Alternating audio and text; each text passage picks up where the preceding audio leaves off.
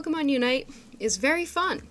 Or at least, I think it is. I actually think that Pokemon Unite does a great job of making the game fun to play. The characters are interesting and dynamic, there are fun ways of showing off skill, and there are pretty consistent changes to the game that keep it both fun and fresh. Still, many find themselves quitting the game, saying that they're just not having fun anymore, and that they can't handle specific aspects of the game that make it frustrating. I did a video a while back talking about interest theory and how many people are destined to lose interest in a thing after participating in said thing for a while, except for a select few, but today we're taking a little bit of a different approach, and an even more philosophical one. We are going to talk about how Unite balances fun and frustration. Hi, by the way, my name is Husky, and did you know that I got my Spotify Wrapped today, and Breathe Carolina was once again my top artist of the year. I think how I'm going to frame this is first, I'm going to talk about the philosophical concept of fun. Some nights I stay up. Not that fun. What makes something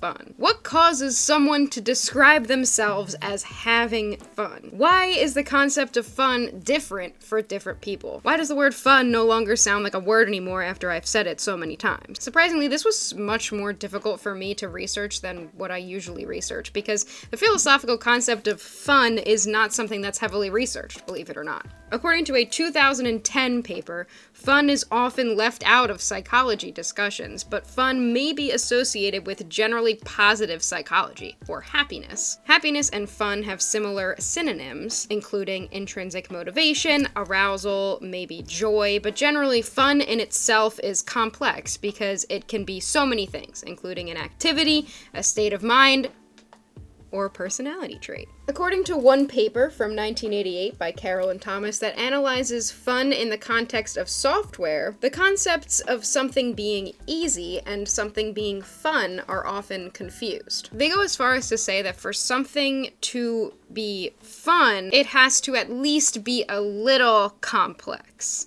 meaning it's not too difficult or too easy. However, some people might perceive something to be easy if they have a fun time engaging in that thing, but based on the theory of cognitive consistency, it's not as simple of an explanation as that. According to this theory, people love categorizing things into very consistent frameworks.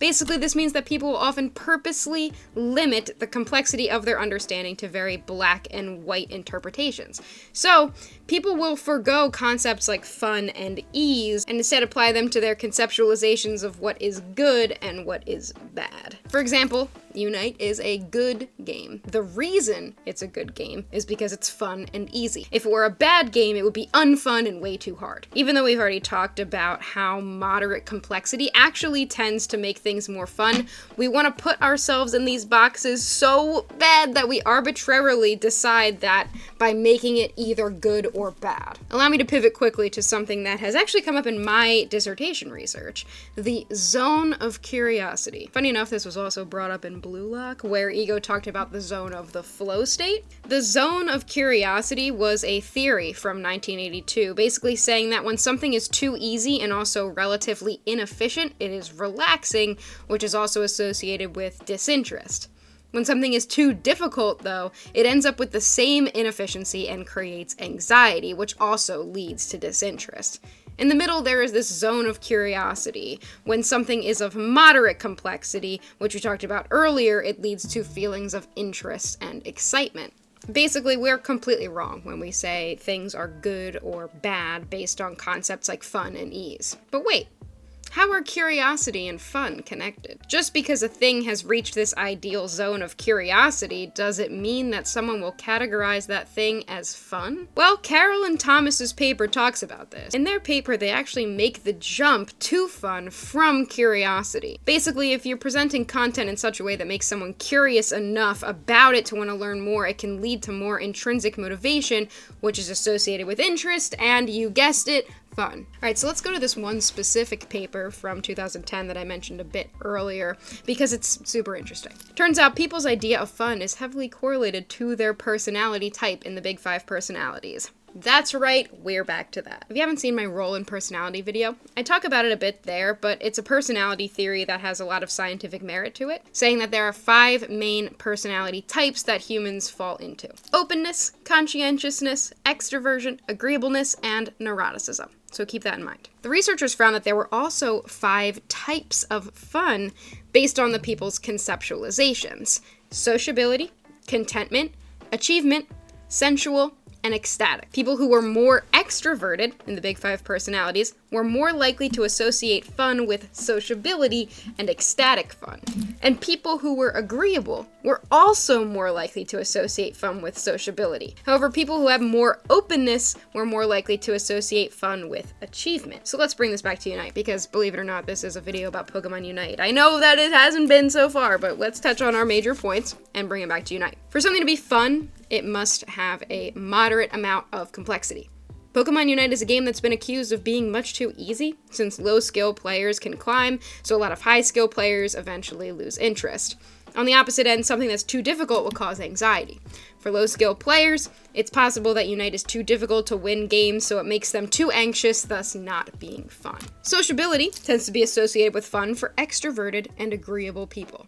This is particularly interesting because this concept covers both people who tend to play carry roles and people who tend to play support roles. If you didn't see my previous video, I talked about that a lot there, where I talked about one paper where carry players tend to be extroverts and supports tend to be agreeable. Either way, these people find fun in being social in some capacity. I believe this relates to the duo, trio, 5-stack element of Unite, where I've heard so many times that people generally have much more fun playing with others than playing alone.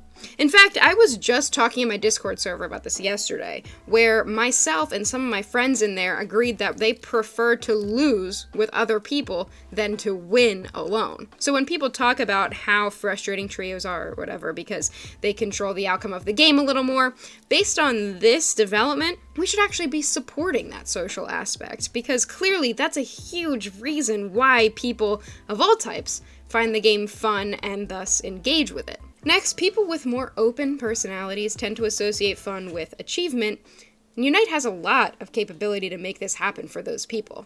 The ribbon system for battle points, the rank grind to reach the season sticker, the individual Pokemon achievements. For a specific group of people, this is what's fun for them, and Unite does a great job of appealing to those achievement hunters. So it seems like Unite covers a lot of areas that are associated with fun, but the main problem that drives viewers away from thinking the game is fun is the frustration associated with that zone of curiosity. So now, let's pivot to the concept of frustration. According to frustration theory, feeling punished, unrewarded, or inhibited is what leads to frustration. So if something punishes you for doing something, prevents you from doing something, or doesn't reward you for doing a good thing, people don't like that. Another definition categorizes frustration as a key negative emotion that roots in disappointment and can be defined as irritable distress in response to limitation, exclusion, and failure. The concept is evolutionary. It's a way that humans evolved to deal with problems where their goals were not reached. Frustration presents itself in babies. It's something we're born predisposed to, so we can't help it when things frustrate us, but as we grow up, we develop impulse control that helps us control reactions to those frustrations. But let's talk about this in terms of gaming. To understand it though, we have to go back a little bit. First off, it's generally understood that as someone's psychological needs are met in a game, they enjoy it more and feel more motivated to return. This is pretty self-explanatory and is called need satisfaction. Your needs are satisfied equal good. However, more recent theory suggests that there also exists a concept called need frustration, where an individual feels that their psychological needs are not met. More specifically, 3 of them: autonomy, competence, and relatedness, as stated by self-determination theory, which is a common motivational theory that I've actually used quite a bit in my research. Basically, to avoid need frustration, an individual shouldn't feel like they are being controlled, which takes away their autonomy. They shouldn't feel like they are failing, because it takes away their competence, and they should feel connected to others, because if they're not, it would take away their relatedness. In previous studies, more need frustration was found to be a predictor of engaging in problematic behaviors in gaming. Basically, when people are frustrated with these things in a game like Pokemon Unite, they end up wanting to leave the game. However, there is evidence to support that a healthy mix of positive and negative emotions in an online game can lead to overall positive experiences. So it's been theorized that some frustration is expected and okay. So where does Pokemon Unite go wrong here? I get frustrated with Pokemon Unite all the time. Many of us do, but I still have my psychological needs met enough to keep playing, even though I'm subjecting myself to this frustration. We already talked about how Unite does a good job with the relatedness piece because they provide an environment for sociability. We already talked about how Pokemon Unite does a good job with the competence piece because players generally succeed and feel like they're good at the game. So the only one left of these is autonomy, or the want to be free. Which brings us to what I believe has been the main cause of the frustration: matchmaking. This is actually the perfect time to talk about this because just today, the producer announced a change to matchmaking that will consider the player's master rank rating rather than their matchmaking rating. Much of the problems people have been having with Unite has been the fact that no matter what they do, they can't control other people. There are still players doing suboptimal things, and people don't feel like they're the problem, and thus they perceive their autonomy to be limited. It will be interesting to see how this new matchmaking system ends up affecting the needs frustration of players, because the goal of it is that players will be matched with people closer to their skill level. They rank up slower, and they rank down faster to get a more realistic picture of what their skill looks like. So we'll see if this is the solution to the autonomy problem. But what my theory is that though this may satisfy the autonomy problem, it will lead to a competence problem, which we didn't previously have. People being faced with the harsh reality of their skill level and having more difficulty climbing the ranks may lead to people feeling like they are failing. Unite's player base is relatively small, and in my opinion, a lot of it is made up of low-skill players. Forcing these people into the harsh reality of not climbing—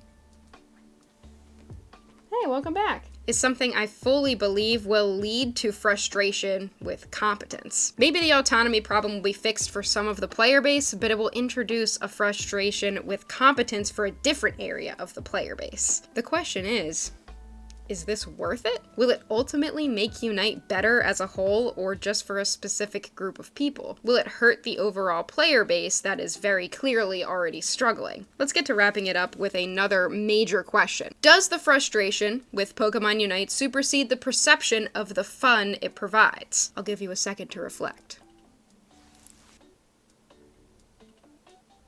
Is the sociability aspect of Unite enough to make it more fun than it is frustrating? Is the achievement aspect of Unite enough to make it more fun than it is frustrating? Does Unite satisfy your psychological needs of autonomy, competence, and relatedness? They're interesting reflection questions, and I've tied it to matchmaking here to emphasize the recent changes, but I want to know your thoughts. There's so much depth I could actually go into on this topic. I could talk about specific Pokemon that are more skill-intensive and could cause more frustration for some people. I could talk about the Unite community and its potential effect on people's perceptions of fun and frustration. There's really so much here. But for today, I think this is good enough. As usual, sources are all in the description. I love you all, and merry new season. See you all next time. Bye!